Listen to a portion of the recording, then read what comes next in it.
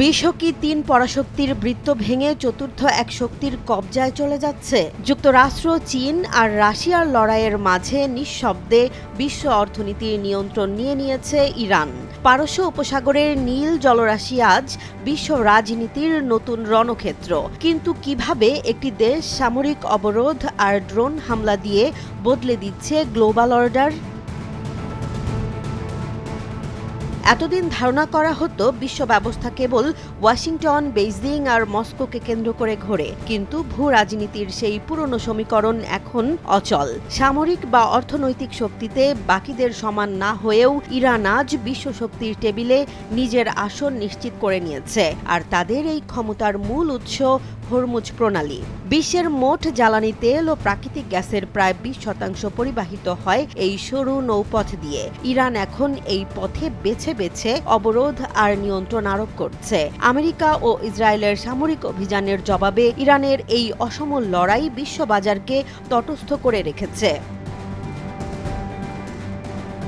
মজার বিষয় হলো, ইরানকে এই পথ পুরোপুরি বন্ধ করতে হয়নি। মাঝে মধ্যে একটি জাহাজে ড্রোন হামলা বা মাইনের ভয়ই বিমা কোম্পানিগুলোকে পিছু হটতে বাধ্য করছে। ফলে জাহাজ চলাচল কমেছে প্রায় 90%। পণ্য পরিবহনের খরচ আকাশচুম্বী হওয়ায় জ্বালানি এখন কেবল বাজারের পণ্য নয়, প্রতিটি রাষ্ট্রের জাতীয় নিরাপত্তা সংকটে পরিণত হয়েছে। ফ্রান্সের প্রেসিডেন্ট ইমানুয়েল ম্যাক্রনের সাম্প্রতিক বক্তব্যে স্পষ্ট যে শক্তি প্রয়োগ করে নয়, বরং ইরানের সম্মতি ছাড়া এই সংকট সমাধান অসম্ভব। চীন ও রাশিয়া আনুষ্ঠানিক কোনো চুক্তি ছাড়াই ইরানের এই অবস্থানের সুবিধা নিচ্ছে।